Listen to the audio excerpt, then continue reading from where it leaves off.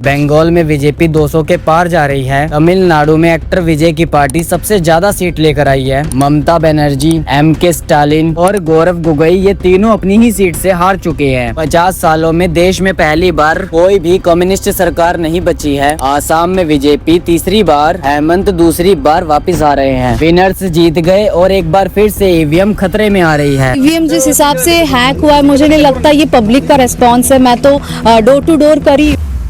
यही तो सबसे बड़ा तमाशा है। जब भी कोई पार्टी हारती है अचानक से ईवीएम करप्ट हो जाती है और जब जीत जाती है तो डेमोक्रेसी जिंदाबाद हो जाती है। राहुल गांधी ने केरला में जीत सेलिब्रेट करते हुए ट्वीट किया और अगले ही ट्वीट में आसाम और बंगाल के इलेक्शन को फिक्स बता दिया। कल तक जो बोलते थे what's Bengal think today, India thinks tomorrow, उनको आज बंगाल के वोटर्स रेडिकल और अनपढ़ लगने लगे हैं। लेकिन मैं उन लोगों से ये पूछना चाहता हूँ कि एक ही ईवीएम है, एक ही इलेक्शन कमीशन है। वेस्ट बंगाल में बीजेपी जीत गई तो ईवीएम खराब है, लेकिन जो केरला में कांग्रेस जीती वहाँ भी तो सेम ही ईवीएम था। तमिलनाडु में थलापति विजय जीते वहाँ भी तो सेम ही ईवीएम था। जरा मुझे भी एक्सप्लेन करो कि ये सिलेक्टिव रिंगिंग मशीन कैसे काम करती है। प्रशांत किशोर ने तमिलनाडु का इलेक्शन बिल्कुल सही प्रेडिक्ट किया था। It suggests that if he goes alone, he stands a very good chance. How do you define good chance? It's a good chance to win Tamil Nadu. Keep this video and play it when the result comes in Tamil Nadu. और इन्होंने TVK की help भी करी थी। I will make TVK under your leaders win.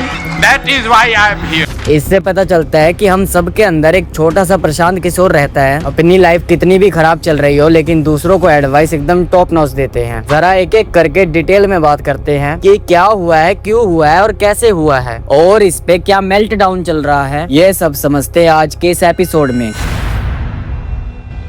Bengal के अंदर जो भी हुआ वो हिस्टोरिक था। बीजेपी 200 सीटों से पार चली गई है और टीएमसी सिर्फ हारी नहीं, ऑलमोस्ट डेड हो गई है। 100 सीट तक क्रॉस नहीं कर पाई है। ममता बनर्जी खुद हार गई है और इनको हराने वाले हैं बंगाल के नेक्स्ट सीएम, जो 2019 तक ममता बनर्जी के राइट हैंड मैन रहे, शुवेंदु अधिकारी। ममता बनर्जी अपना चुनाव हार गई है। 15,000 के आसपास वोटों से शुवेंदु अधिकारी ने फिर से ममता बनर्जी को परास्त कर दिया। इन्होंने 2020 से बीजेपी ज्वाइन करी थी। 2021 में ममता बनर्जी को नंदीग्राम से हराया था। इस साल ममता बनर्जी नंदीग्राम से नहीं लड़ी बल्कि अपनी सेफ सीट भवानीपुर चली गई। और फिर शुभेंदु अधिकारी ने दोनों सीटों से पर्चा भर दिया और दोनों जगह जीत गए और लगातार ममता बनर्जी को उनकी ही सीट पर हरा दिया गया है। 93% लोगों ने वोट किया लेकिन कोई नहीं बता रहा है कि उन्होंने किसको वोट दिया है और रिजल्ट कैसा होगा ये कोई भी प्रेडिक्ट नहीं कर पा रहा था। लोग तो ये बताने में डर रहे थे कि वो किसको वोट देकर आए हैं। क्या नाम? दीपन दास। क्या है एग्जिट पोल का, क्या लग रहा है एग्जिट पोल? देखिए इसमें ज्यादा जानकारी नहीं है। वोट दिया हो, ये रहा, बस वोट दिया हो। हम लोग का काम करना है, हम लोग काम करते हैं। जो भी सरकार आएगा हम लोग काम करते रहेंगे बस। पिछले 10-15 सालों से जो बीजेपी को सपोर्ट करते थे, जो बीजेपी को वोट करते थे, उन्हें मारा गया था, उनके घर जलाए गए थे, उनके रेप किए गए थे। मेरा सहेली के साथ बलात्कार हुआ था। हम आंदोलन किया था, वो मुख्यमंत्री ने बोला था जब मैं माओवादी हूँ, तब से मेरा फैमिली का ऊपर, मेरा ऊपर टॉर्चर शुरू हो गया था। अब की बार बीजेपी सरकार, यहाँ पे एक भी झंडा नहीं दिख रहा। आपके मजाक को फाड़ दिया जाता है, लगाया हुआ जाता है, फाड़ दिया जाता है। बहुत लगाया, बहुत फाड़ा। फाड़ने क्या होगा? आदमी लोग को मन से नहीं निकल सकेगा। पता नहीं आप लोगों में से कितने लोगों को याद होगा 2021 में पोस्ट पोल वायलेंस में गांव के गांव खाली हो गए थे क्योंकि उन्हें बीजेपी सपोर्टर होने की वजह से मारा जा रहा था। इतने सारे क्लिप्स है बीजेपी सपोर्टर्स के जो रो रो के अपना हाल बता रहे थे।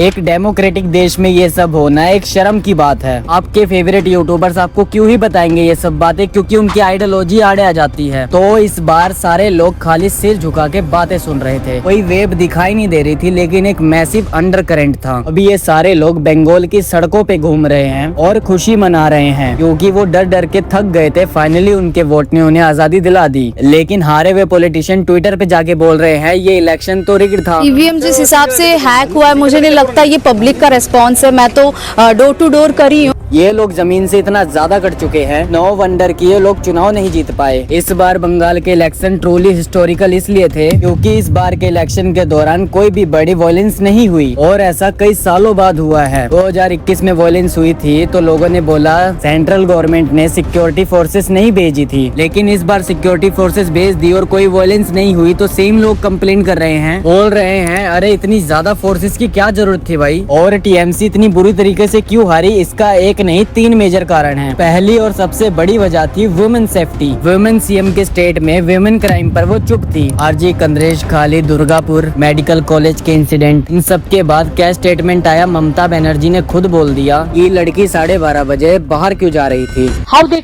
came out in the night at 12:30. The girl child at night time. They should not be allowed to come out in the outside. ये सुन के लोग दंग रह गए थे। इस इनसेंसिटिविटी को लोगों ने माफ नहीं किया है। दूसरी वजह थी टीएमसी के अंदर करप्शन इतना ओपनली चल रहा था कि ये किसी से छुपा नहीं था। राशन स्कैम, रिक्रूटमेंट स्कैम और स्कूल जॉब स्कैम, हर जगह टीएमसी का कोई ना कोई नाम आ जाता था। इनके लोगों ने करप्शन को इतना नॉर्मलाइज कर दिया था कि लोग इसे कट मनी कल्चर बोलने लग गए थे। और तीसरी वजह थी इलीगल इमिग्रेशन। बंगाल के अंदर वोटिंग हुई है आउटसाइडर वर्सेस आउटसाइडर के नैरेटिव पर। टीएमसी वाले बीजेपी को आउटसाइडर बोल रहे थे, जबकि जनता दल के फाउंडर श्यामा प्रसाद मुखर्जी खुद बंगाल से आते हैं। बीजेपी वाले इलीगल इमिग्रेंट्स को आउटसाइडर बोल रहे थे, और क्योंकि वो है जिस सीट पे मुस्लिम वोटर 35% से ज्यादा रहता है, टीएमसी ने हिस्टोरिकली ऐसी 90% सीटों को जीता है। लेकिन इसको बोला जाता था कि ये सेकुलर फैब्रिक है। इस बार इसका काउंटर कंसोलिडेशन हो गया है और जो हिंदू वोटर्स थे वो एक साथ बीजेपी में चले गए। अब हमारे प्यारे इंटेलेक्चुअल टीवी पे जाके बता रहे हैं कि ये एक पोलराइजेशन का नतीजा है। 2 चीजें मैं अलग से मेंशन करना चाहता हूँ जो मुझे लगता है कि बंगाल में सबसे पहले होनी चाहिए। आरजीकर कॉलेज की विक्टिम की मां रत्ना देवनाथ बीजेपी से जीत गई हैं और मैं उम्मीद करता हूँ इनकी बेटी को इंसाफ मिलना चाहिए। इसमें जरा भी देर नहीं होनी चाहिए क्योंकि ये केस ऑलरेडी 2 साल से पेंडिंग पड़ा है। दूसरी बात यह है कि बीजेपी बंगाल, असम, सेंट्रल तीनों जगह पर है। अब इनके पास इलीगल इमिग्रेशन ना रोक पाने के 0 बहाने बचे हुए हैं। इलीगल इमिग्रेशन पे फैक्ट ये है कि यूपीए के दौरान जितने इलीगल बांग्लादेशियों को डिपोर्ट किया गया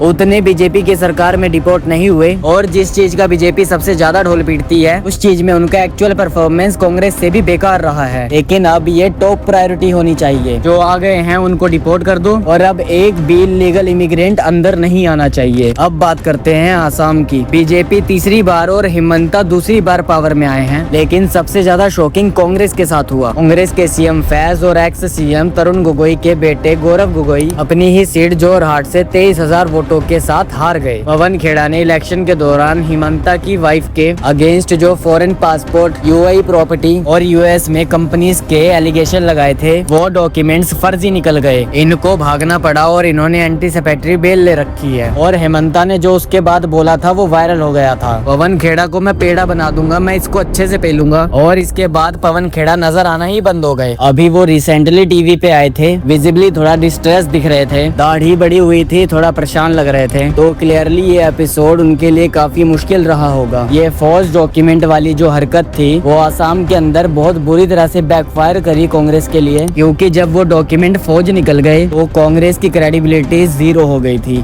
पवन खेड़ा जी का जो एलिगेशन रहा एक आसाम का बेटियों का ऊपर, इससे लोगों को काफी इमोशनल किया। शायद वो प्रेस कॉन्फ्रेंस नहीं करते थे और गौरव गोगोई जी साथ में नहीं बैठते थे, शायद गौरव गोगोई जी नहीं हारते थे। और बाकी हिमंता का करियर भी बिल्कुल क्लीन नहीं रहा है। करप्शन के आरोप इन पे भी बार बार लगते रहे, लेकिन लोग इस टाइम पर डेवलपमेंट को देखकर खुश है। वहाँ पर रोड बन गई है, फ्लड मैनेजमेंट बेटर हुआ है, इंफ्रास्ट्रक्चर आ गया है। ये बिल्कुल वैसे ही है जैसे टीएमसी से बंगाल वाले खुश हो रहे थे आज से 5 या 10 साल पहले। तमिलनाडु में सारा खेल एरोगेंस और एंटी हिंदू सेंटीमेंट का रहा है। वहाँ पर आउट ऑफ सिलेबस तीसरा खिलाड़ी आ गया, क्योंकि हर बार मामला डीएमके और आईएडीएमके के बीच रहता था। डीएमके ये सीट तो हारी, इनके सीएम एमके सैटलिन खुद अपनी सीट तक नहीं बचा पाए। अब लोग बोल रहे हैं स्टालिन ने स्टेट की इकोनॉमी को इतना बेटर कर दिया था, फिर भी लोगों ने उसे हरा दिया। और कल तक सदर्न स्टेट के लोगों को एजुकेटेड बोलने वाले लोग आज उन्हें इलिटरेट बोल रहे हैं। लेकिन सच ये है कि तमिलनाडु की जीडीपी ग्रोथ हिस्टोरिकली भारत की एवरेज ग्रोथ से ज्यादा ही रहती थी लगभग। एआईएडीएमके के 10 साल और डीएमके के 5 साल लगातार यही ग्रोथ रही है। ये स्टेट की स्ट्रेंथ स्ट्रेंथ है, मतलब क्रेडिट तमिलनाडु की इंडस्ट्री को, वहाँ के लोगों को और इस स्टेट के वर्किंग कल्चर को जाता है। लेकिन स्टालिन ने शायद ज्यादा फोकस अपनी फॉरेन विजिट पर और उन विजिट को ट्विटर पर प्रमोट करवाने पर लगा दिया। ऑनलाइन पीआर के चक्कर में ये लोग ग्राउंड लूज कर गए। इनके लीडर सनातन धर्म को HIV और मलेरिया बोलकर इरेडिकेट करने की बात करते थे। ये लोग सनातन धर्म को इरेडिकेट करने चले थे और देखो क्या हुआ, DMK खुद इरेडिकेट हो गई। और सदर्न स्टेट वाले लोगों के लिए एक्टर्स की पूजा करना कोई नई बात नहीं है। ये लोग तो मंदिर भी बनवा देते हैं। NTR, जयललिता, अब विजय की बारी है। बस डर ये है कि इस स्टार वर्शिप के चक्कर में इनके बुरे काम हमेशा दब जाते हैं। अभी कुछ महीने पहले की बात है, विजय की रैली में लिटरली लोगों की जान गई थी, लेकिन इस पर कोई भी बात नहीं कर रहा है। बाकी जो एजुकेटेड सदर्न स्टेट में जो फ्रीबी कल्चर है वो देश के बाकी स्टेट से 10 गुना ज्यादा रहता है। वहाँ पे तो गोल्ड गिफ्ट, मिक्सर ग्राइंडर और वॉशिंग मशीन ये सब प्रॉमिस होते हैं वहाँ पर तो। और विजय ने भी ये प्रॉमिस कर रखे हैं और विजय के पास कोई पॉलिटिकल एक्सपीरियंस भी नहीं है। तो फिर अब ये देखना है कि अपनी सरकार कैसे चलाते हैं। बाकी यहाँ पर प्रशांत किशोर का भी हाथ रहा है। प्रशांत किशोर ने 2021 में DMK की स्ट्रेटेजी बनाई थी। DMK यहाँ पर जीत भी गई थी। उसके बाद तमिलनाडु में बिहारी वर्कर्स पे वॉश हुआ। तब PK ने बोला था इस बार मैं DMK को हरवाने का काम करूंगा। अभी बिहार के लोगों को गाली देगा, उसको एडवाइस नहीं करेंगे, अब उसके बाद उनका हिसाब अगली बार करेंगे। तो आप कह रहे हैं DMK का हिसाब करेंगे? बिल्कुल, मैंने कहा अगर भगवान ने मौका दिया, समय रहा तो उनका हिसाब भी बराबर करेंगे। और वो सही निकले, उन्होंने TVK की हेल्प करी और आज TVK पावर में है। अगर बात करें केरला की तो वहाँ पर परोठा पॉलिटिक्स चलती है। हमारे यहाँ तो पराठा बोलते हैं लेकिन वहाँ पर परोठा बोलते हैं। ये हर साल परोठा को पलट देते हैं। अब LDF चला गया है तो UDF आ गया है। कांग्रेस अब CM को डिसाइड करेगी और पर्सनली मैं चाहता हूँ कि यहाँ पर शशि थरूर बेस्ट रहेंगे, लेकिन वो बन नहीं पाएंगे क्योंकि कांग्रेस में ऊपर जाने के लिए आपको गांधी फैमिली के आगे पीछे घूमना पड़ता है। तो खुद की सोच रखने वाला आदमी कैसे जा सकता है? लेकिन होप करने में क्या जाता है। UN में काम करके आए हैं, सबसे अच्छी बनती है इनकी, पढ़े लिखे हैं, जेनजी में अच्छी पकड़ है इनकी। CM बन के स्पीच देंगे तो हमें 2-4 नए वर्ड मिल जाएंगे सीखने को इंग्लिश के। अगर आपको केरला के रिजल्ट की हेडलाइन बतानी हो तो 1977 के बाद से ऐसा पहली बार हो रहा है जब पूरे देश में कम्युनिस्ट सरकार नहीं है। केरला में ये हुआ है रैपेड करप्शन की वजह से। अब के फेवरेट यूट्यूबर ये सब नहीं बताते, लेकिन ये न्यूज रिपोर्ट खोलकर पढ़ना आपका दिमाग घूम जाएगा। अभी कार्ल मार्क्स का बर्थडे भी था। उनके बर्थडे वाले दिन की सुबह एक भी भारत में कम्युनिस्ट सरकार नहीं है। ये कितनी बड़ी आयरनी वाली बात है। बाकी पुडुचेरी तो सबसे सिंपल और प्रेडिक्टेबल था। NDA की अलायंस थी वही वापस आ रही है और यहाँ पर कोई भी सरप्राइज नहीं है और कोई भी हेडलाइन नहीं बनती है। अगर आप ध्यान से सुन रहे होगे तो ओवर आर्चिंग पैटर्न में आपको 3 चीजें बड़ी क्लियर दिख रही होंगी। जो लोग हारे हैं उनके पीछे की मेन वजह रही है एरोगेंस, एंटी इनकम्बेंसी और करप्शन। जिस पार्टी को फायदा हुआ है वो लोग बोल रहे हैं डेमोक्रेसी जिंदाबाद है, और जिस पार्टी को नहीं हुआ उन लोगों को लगता है सारा मैच फिक्स था। और राहुल गांधी एक सांस में केरला की विक्ट्री को सेलिब्रेट करते हैं, बंगाल और आसाम के इलेक्शन को रिग्ड बता देते हैं। अगर मेरा बंदा जीता तो डेमोक्रेसी ठीक है और अगर वो हार गया तो डेमोक्रेसी गलत है। अरे डेमोक्रेसी का मतलब होता है मेजोरिटी के डिसीजन को एक्सेप्ट करना, चाहे वो आपको पसंद आए या ना आए। यही सेम लॉजिक अप्लाई होता है उन सारे लोगों पर जो इतने सालों से बंगाल की खूब तारीफ करते थे। कुछ बुरा भी होता था तो उसको छुपा लेते थे और जैसे ही वहाँ के रिजल्ट आए तो सडनली इनको सब कुछ गलत लगने लग गया। वोटर्स अनपढ़ लगने लगे हैं, डार्क एज शुरू हो गई, ये ऐसी बातें कर रहे हैं। ये कह रहे हैं कि पहले वहाँ पर बड़ा इंटेलेक्चुअलिज्म था और अब कह रहे हैं वहाँ पर इंटेलेक्चुअलिज्म की डेथ हो गई है। जिस स्टेट में इतने सालों तक इलेक्शन के बाद लोग मारे जाते हो, ऐसे इंटेलेक्चुअलिज्म का मर जाना ही बेटर है। अब देखो ऐसे लोगों का कुछ किया नहीं जा सकता। इनके जैसे लोगों को देखो, हंसो और मजे लो और आगे बढ़ जाओ। बाकी चैनल को कर दो सब्सक्राइब और वीडियो पसंद आई तो एक लाइक कर दो। मिलते हैं किसी नेक्स्ट वीडियो में, तब तक के लिए धन्यवाद। नमस्कार, जय हिंद, वंदे मातरम, खुदा हाफेज, जय जोहर, इंशाल्लाह, जय बांग्ला, जय बांग्ला, जय बांग्ला। আবার দেখা হবে, फिर मिलेंगे।